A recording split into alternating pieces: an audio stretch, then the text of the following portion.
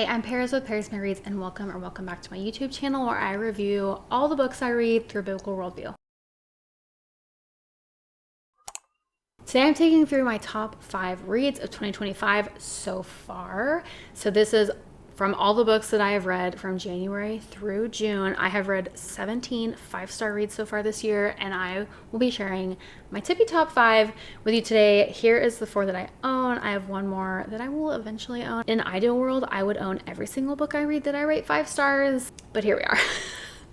Without further ado, let's get into my top 5 books from 2025. Number 5 is Daughters of Bronze by A.D. Ryan. This is actually book 2 in a duology, and I rated this one 5 stars. I gave the first book 4.5 stars, and that is Horses of Fire. Would absolutely recommend this. This is a mythological retelling of the fall of Troy, so it is devastating, but we love some devastation and turmoil. My quick takes on this series is 5 out of 5 stars for Daughters of Bronze and 4.5 stars for Horses of Fire. Language is brief, moderate. Spice is closed door. Content considerations are violence, death, themes of war, stillborn, and past sexual assault. Again, if you know anything about the fall of Troy, this is set in Troy from 4 different women's points of view. I read these on audio. The audio is brilliant. 4 different narrators narrate the 4 different points of view. I immediately bought the physical copies so I could have them on my shelves. If you are a fan of mythological retellings, this is the duology that you need to pick up. And this is completed, so there's not gonna be any more books. It's just these 2, and you must read them in order. So Horses of Fire first, and then Daughters of Bronze. They do build on each other. They are not standalones. So make sure you read this one second, but this is the one that I rated 5 stars out of the 2. The 4th book is The Unselected Journals of Emma M. Lyon, specifically volume 6. So there are currently 8 volumes of Emma M. Lyon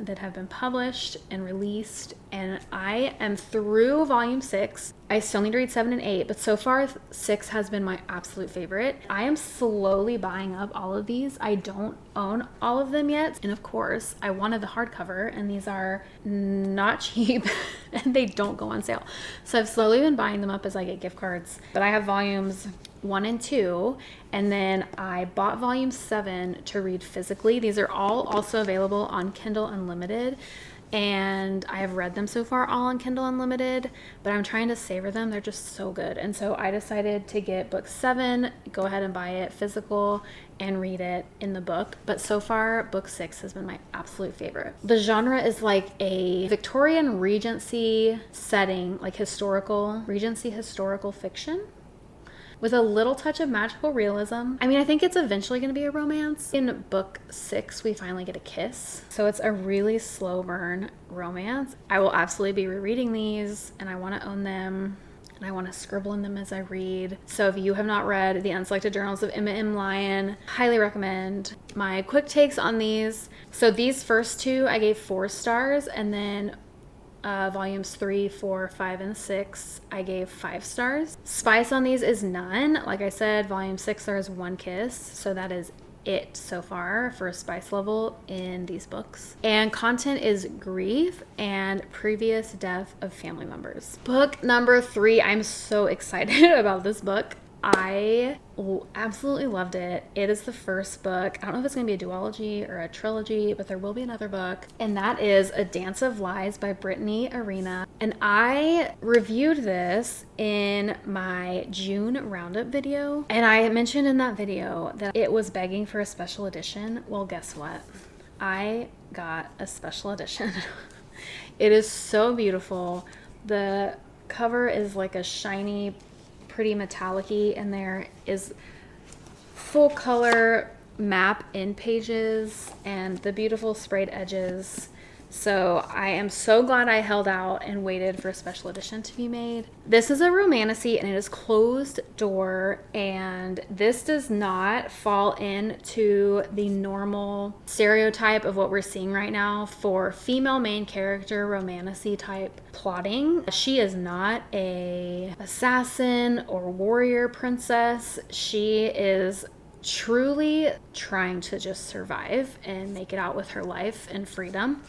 So my quick takes on this: 5 out of 5 stars. Language is mild. Spice is closed door. Content is imprisonment, death, murder, misogyny, light themes of same-sex attraction, and chronic illness rep. Ends on like a mid cliffhanger, and this is her debut novel, and I'm so excited to see what she has in store for book 2. Book 2 on my top 5. If you've been following me on Instagram, you know that I have been shouting about this book, and I have absolutely loved it. I'm so happy that a thriller made it onto my top 5 list, and that is You Are Fatally Invited by Andy Pliego. I cannot say enough amazing things about this book.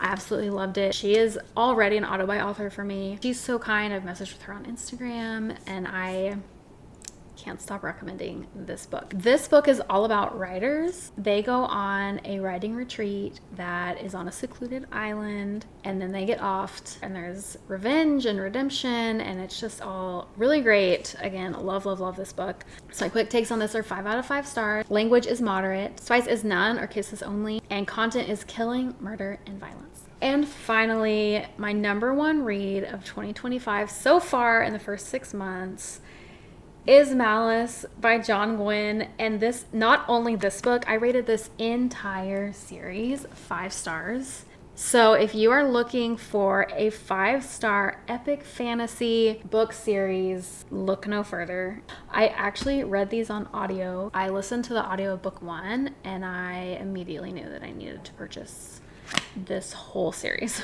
to have on my shelf. So on these next 3 books, I still listened to the audio, but then I tabbed along as I read. So I really loved this book series, and there's a trilogy afterwards that's set in the future from when this takes place, and I am planning to jump into that at some point. I just seriously loved this fantasy. It has medieval type time setting. There is a little tiny undercurrent of magic, but it is not one of the main plot points. There is some really hardcore redemption arcs, especially that happen at the end of the series. The character develop is insane. I love whenever you get to the end of a series and you think about, if I was going to start over, where these characters were here and where they end up here, the development is insane. So my quick takes on Malice specifically: 5 out of 5 stars. The language in this one is mild. There was maybe like 2 mild words used. It does pick up throughout the series, so each book has a teeny bit more.